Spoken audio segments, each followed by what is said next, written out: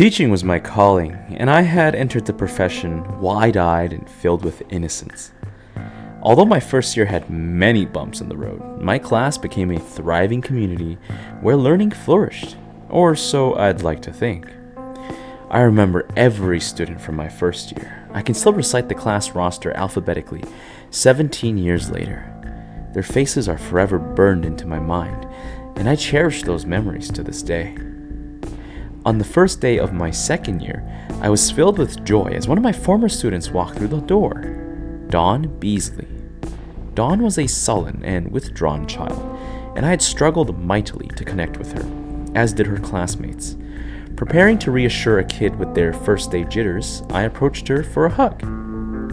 Instead of embracing me, Dawn stared at me like I was a perverted stranger and backed away. Without a word, she slipped off her backpack and sank into a chair in the back row. Her seat from last year. Sweetie, you know I love seeing you, but this isn't your class anymore. We can catch up later, but if you don't hurry, you'll be late. I spoke to Dawn in my calmest teacher voice, hoping I wouldn't make her feel unwanted. Rather than acknowledge my request, Dawn stared ahead in silence, firmly planted in her chair. Dawn, I know you're nervous, but you can't camp out here as much as I would like that. Come back later today, and I promise I'll find time to chat. To my great annoyance, Dawn remained in her seat, staring at me with blank eyes. The other students began noticing the brewing power struggle, causing them to whisper excitedly among themselves. Having a former student blatantly disregard my directions was not an ideal start to the school year. It was a problem I'd have to nip in the bud. I'm not going to say this again. It's time to leave. I filled my voice with every ounce of authority I had in me. I expected some reaction, but Dawn just sat there, expressionless. Disrespect was one thing, but this was beyond that. For the first time in my career, my anger boiled over. My patience is gone. Put on your backpack now.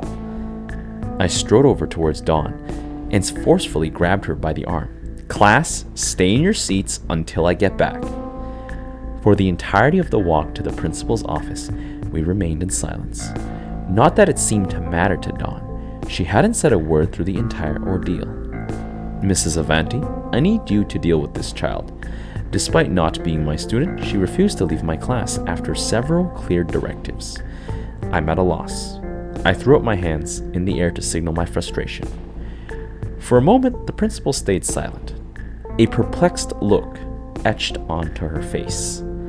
She seemed to be struggling to formulate an appropriate response, as if the words were filed away in some seldom-used cabinet. I'm a bit confused. What do you mean by not your student? Dawn is one of our late registrations, and Mr. Wagner, she is assigned to your class. She barely masked her irritation, astounded at the perceived stupidity of my actions. Her words hit me like a ton of bricks. I felt reality crumble around me. Dawn was in my class the previous year. Of this, I was sure. But Mrs. Avanti was not one to joke, and her face betrayed no feeling other than displeasure. I must have missed your name on the class roster. I'm so sorry for this intrusion. I guess I have the first day jitters. My nervous laughter did nothing to lighten the tension. Head held low, I walked back to my classroom with Dawn. All of the questions racing through my mind, I forced out of my consciousness. I had students to teach, and they were my priority. Class, I apologize for my behavior earlier. Even teachers make mistakes sometimes. I'd like to welcome back Dawn. She'll be joining us for the year after all. I made no attempt to explain myself further, and even if I had wanted to, what explanation would I give? Nothing made sense, and for the first time in my life, I felt utterly lost. The day went by at a snail's pace. Every other minute, I glanced at the clock, barely able to concentrate. I did my best to avoid Dawn. Being in her presence caused a visceral reaction that manifested physically. Something deep inside of me was begging me to run, a primal fear passed down in our genes by half-starved ancestors fleeing from giant beasts of old. As soon as the last bell rang, I quickly ushered my students out the door. Dawn was the last one to leave, slowly trailing behind the others. Before she left, she turned around, lips pursed into a victorious smirk, and gave me a wink. My head felt bloated on the drive home, filled to the brim with impossibilities. The gears in my head came to a grinding halt, unable to process the events of the day. I felt so confident in my position. Dawn had been my student.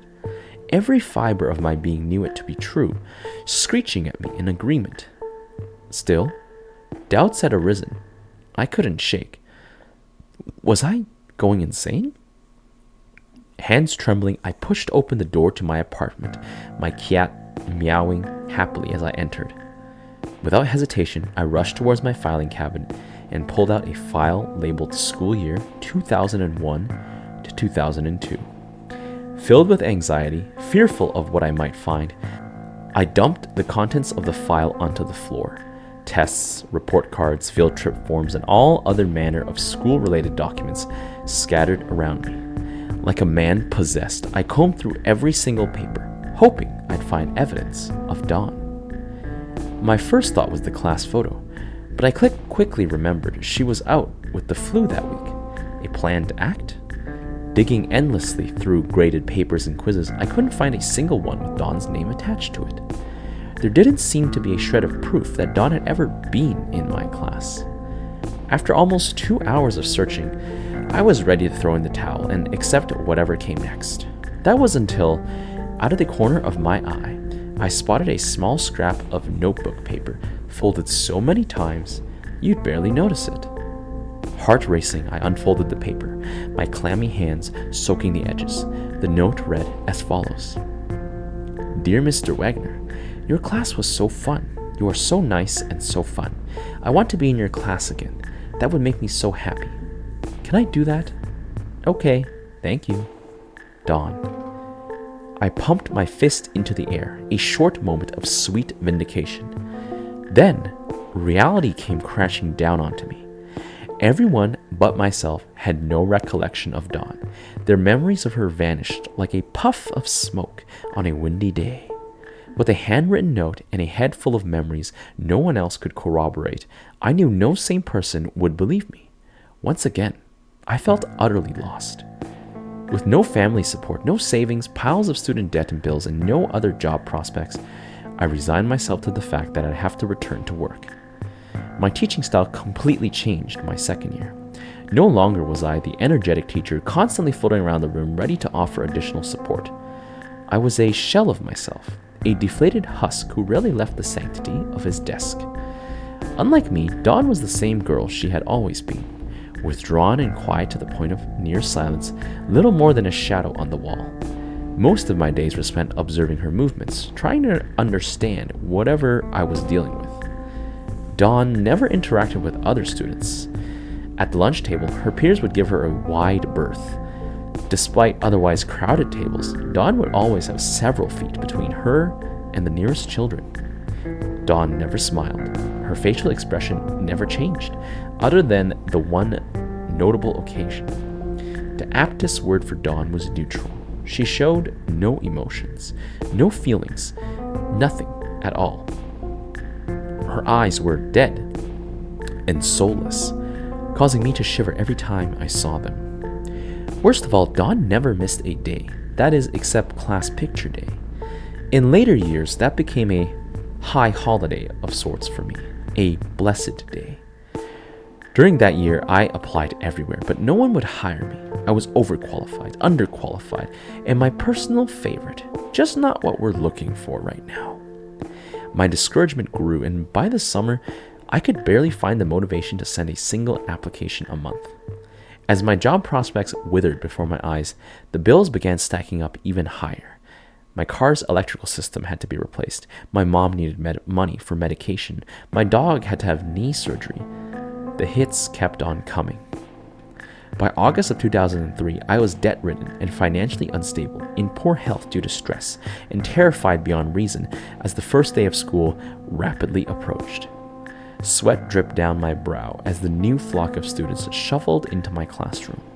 I uttered a weak hello as they found their seats. I had looked over the class roster endlessly, and Dawn's name was absent every time. Still, I remained fearful. The students groaned as the shrill school bell rang. The first day had officially begun. A room full of eyes focused on me, waiting for instruction. Breathing deeply, I arose from my chair and introduced myself. Good morning, students, and welcome to the second grade. My name is Mr. Wagner. My voice was flat, devoid of interest. Good morning, Mr. Wagner, a chorus of voices responded. The following hour was spent overviewing rules and expectations. As that hour passed, I felt the color begin to return to my face. A certain joy, a certain freedom that I had almost forgotten crept back into my heart. Dawn was nowhere to be seen, and I couldn't be happier about it. My mood lightened, interactions with students were more positive, and everything about my demeanor improved. A weight had been lifted off my shoulder. While someone lived with a chip, I had been living with a boulder. Lunch came and went, and the students obediently followed me back to the classroom. This year would be different, I thought to myself, a wide grin plastered on my face. Ready to start anew, I gallantly strode into the classroom. Mr. Wagner, you have a late registration joining your class. The words cut through me like a serrated knife. Dawn stood nervously behind Mrs. Avanti, clenching her arm tentatively. The color I had only gained back moments ago drained quickly from my face. I believe Mrs. Richards has a smaller class size. Shouldn't she be getting the new student? I practically vomited the words onto the floor. In most cases, yes, but Dawn's parents specifically asked for you because of all the great things they've heard. I have decided to honor their request. And may I say, keep up the great work, Mr. Wagner. Thank you, it means the world, I replied through gritted teeth. Misery crashed over me, dragging me down into the dark abyss again. Just being near Dawn made my skin crawl. I could barely look at her. Another year with her seemingly unbearable presence. My teaching career lasted 17 years. During that time I married, was gifted 2 beautiful daughters, and I bought a modest home on a quiet suburban block. Despite all the change, one constant remained in my life: Dawn. Year after year, she'd find her way into my class roster. I changed schools 3 times, even moving out of state, but it didn't matter. I taught her in Iowa, California, and for a brief period in Oklahoma, part of a summer program I have volunteered for. Strange and violent occurrences followed Dawn everywhere she went. I describe her as a poison, slowly seeping into a town's consciousness and driving weaker souls mad. Soon after we moved to town, there would be a sharp increase in abnormal behavior and tragic events. Children went missing, otherwise normal individuals committed horrific acts, and drug addiction would run rampant among other things. Despite the chaos swirling around us, tragedy had never struck my family. I had protected them from the truth, shielding them from that burden. I carried it alone. My children were my sole purpose for living, the only reason I managed to soldier on for so long. Daddy, I made a new friend, my youngest daughter's tender voice echoed through the house. I want you to come and meet her. I think she knows you. Well, you know, I am pretty famous. I choked on my joke as I walked into the kitchen. Arms slung around my daughter's shoulder, greasy strands of black hair obscuring her dead eyes, was Dawn. For the second time in 17 years, I saw her ghastly smile, this time revealing rows of razor-sharp teeth. Sasha, come to me now, I screamed to my daughter in terror. But it was too late. Dawn clasped her jaws around my daughter's neck, shaking her like a rag doll. Dropping down into all fours, Dawn skittered away with blinding speed, crashing through a window in the foyer. I write this to you from prison, hoping somebody, anybody, will believe my story. Lawyers, police, judges, and even my own family have cast my story aside as rubbish. If I am not freed soon, I believe my death is imminent. You see, there's a new prison guard patrolling the cell block. Her greasy strands of hair dangle over dead, pale eyes, always watching me. When the long night is over, dawn rises once again. Hello. That's the end of our story. If you're still here at this point, you must have enjoyed this story. Consider supporting my channel by subscribing, ringing the notification bell, or sharing this with a friend. Additionally, you can support me on Patreon if you would really love to help me grow my channel. Thank you, and until next time.